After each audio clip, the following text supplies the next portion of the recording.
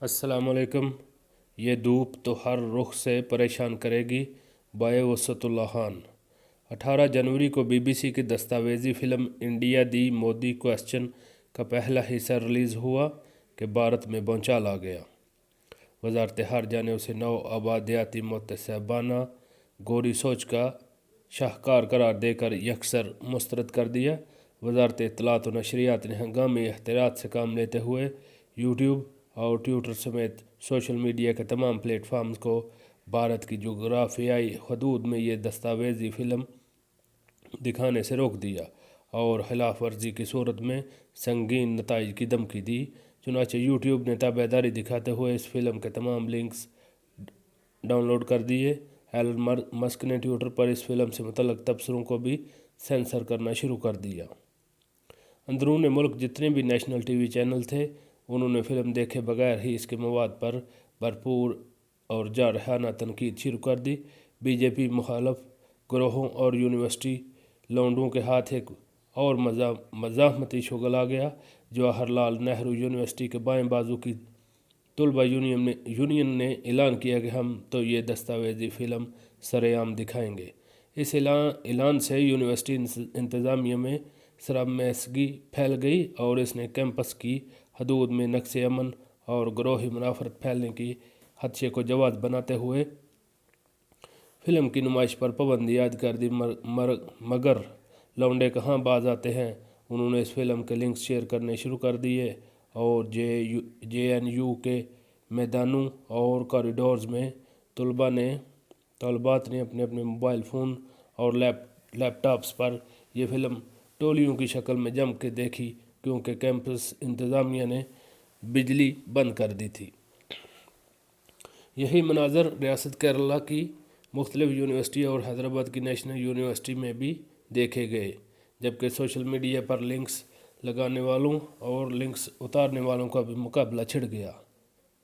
आखिर BBC की दस्तावेजी film में ऐसा क्या था जिसकी नुमाइश मोदी हुकूमत बर्दाश्त नहीं कर सकी, या ऐसी कौन सी नई बात थी जो पिछले 20 बरस में नहीं कही गई। अगरचे भारतीय सुप्रीम कोर्ट ने 2012 में नरेंद्र मोदी को गुजरात के कत्लेआम में बराह रास्त मुलव्वस होने से मुबर्रा करार दिया था, मगर BBC की फ़िल्म में फरवरी सन 2002 में रियासत गुजरात के रेलवे स्टेशन गोधरा पर यात्रियों से भरी ट्रेन में आतिशगी के सबब 59 यात्रियों की हलाकत की जिम्मेदारी मुसलमानों पर डाल के इनके नस्ली सफाई के मुनज़्ज़म काम में रियासती हुकूमत और वज़ीर आला नरेंद्र मोदी के बराह रास्त किरदार के बारे में बरतानवी खुफिया इदारों की एक रिपोर्ट को अपनी फ़िल्म का मरकज़ बनाया गया।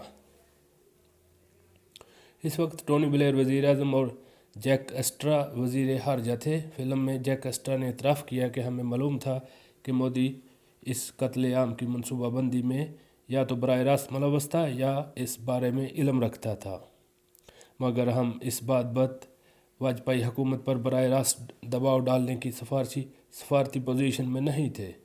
हमने ये रिपोर्ट मुरतब तो कर ली, मगर दो तरफ़ा ताल्लुकात की नज़ाकतों ने हमें इसे शाया करने से रोके रखा। दस्तावेजी फ़िल्म में कहा गया कि इस कत्लेआम का मकसद हिंदू अक्सरियती इलाकों से मुसलमानों को मनहसूल तबका मज़ाफ़ाती मकामात और कैंपों में मुंतकिल करके इनकी मईशत तबाह करके बिल्कुल कोने में धकेलना था। ये एक तजर्बा था जिसे गुजरात की हिंदुत्व लेबॉर्ट्री में किया गया और फिर इस तजर्बे को बाज़ अज़ां कौमी सतह पर ज़्यादा बेहतर तरीके से मरहलावार दोहराने का अहतमाम किया गया। रिपोर्ट में बताया गया कि वज़ीर आला मोदी ने गोधड़ा स्टेशन आतिशगी के बाद सीनियर पुलिस अफसरों से कहा कि वो रद्द अमल को रोकने में उजलत से काम न लें और कुछ दिन अपने काम से काम रखें। मरकज़ में वज़ीर आज़म वाजपेयी इस कत्लेआम में रियासती हुकूमत की साज़बाज से वाकिफ़ थे। चुनांचे इन फसादात के बाद गोवा में BJP के कन्वेंशन में उन्होंने नरेंद्र मोदी की जानब देखते हुए कहा कि उन्हें अपना राज धर्म सरकारी जिम्मेदारियां नहीं बोलने चाहिए। इस जुमले पर मोदी का मुंह लटक गया और वो चेहरा गुस्से से तमतमा गया। जब मरकज़ी हुकूमत ने गुजरात के कत्ले आम की खबरों से जन्म लेने वाली بین الاقوامی بدنامی کم کرنے کے لیے فوج کو ریاستی حکومت کی مدد کرنے کا حکم دیا تو لیفٹیننٹ جنرل ضمیر الدین شاہ کو اس مشن کا انچارج بنا کے بھیجا۔ جنرل ضمیر اس سے قبل فوج کی شمالی کمان کے سربراہ رہ چکے تھے۔ انہوں نے بعد ازاں ایک انٹرویو میں کہا تھا کہ جب فوجی دستے احمد آباد پہنچے تو ریاستی انتظامیہ اگلے 24 گھنٹے تک ہمیں متاثرہ علاقوں تک رسائی دینے سے متعلق معلومات اور ٹرانسپورٹ فراہم کرنے کے بارے میں لیتو لال سے کام لیتی رہی، اور جب فوج حساس علاقوں میں پہنچی تب تک فسادی ٹولے اپنا کام دکھا چکے تھے۔ ریاستی حکومت گودرا کی ریل اسٹیشن آتشگی کا الزام مسلمان پر دھرتی رہی۔ کہیں 2006 میں جب یہ سرکاری رپورٹ آئی کہ ٹرین کی آتشگی زدہ کوئی تحریبی واردات نہیں بلکہ حادثاتی تھی، تب کہیں جا کے مسلمان پر لگنے والے الزامات دھیمے پڑنا شروع ہوئے۔ تب تک ریاست کی 10% مسلمان اقلیت کو خوف اور پسماندگی کے غار میں دھکیلا جا چکا تھا۔ صرف برطانوی خفیہ ادارے ہی نہیں بلکہ امریکی CIA بھی اس نتیجے پر پہنچی تھی کہ گجرات کا قتل عام کوئی اچانک جذباتی ابال نہیں تھا بلکہ منصوبہ بندی کا حصہ تھا۔ اس سبب وزیر اعلیٰ نریندر مودی کو امریکہ نے ویزا دینے سے انکار کر دیا، اگرچہ گجرات قتل عام کے کرداروں کے خفیہ ویڈیو اطراف YouTube پر موجود ہیں۔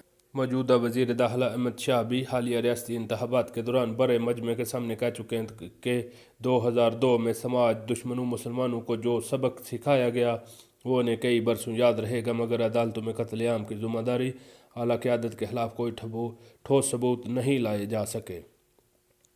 جن لوگوں کو سزا ملی وہ بھی رفتہ رفتہ پچھلے 8 برس میں رہا ہوتے چلے گئے۔ ان میں وہ مجرم بھی شامل ہیں جن کے خلاف اجتماعی ریپ اور قتل کے الزامات ثابت ہو چکے ہیں۔ انہیں رہائی کے وقت ہار پہنائے گئے، مٹھائی کھلائی گئی اور ان کے اعزاز میں استقبالوں کا اہتمام کیا گیا۔ مودی نے آج تک گجرات کے قتل عام پر معافی مانگنا تو دور کی بات، اپنی نااہلی یا ناکامی کا اعتراف نہیں کیا۔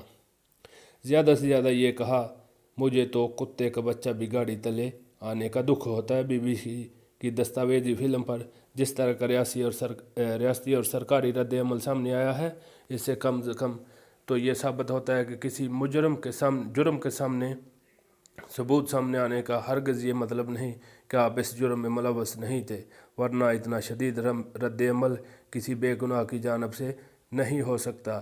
کوئی قاتل نہیں گزرا ایسا جس کو تاریخ بچا لے۔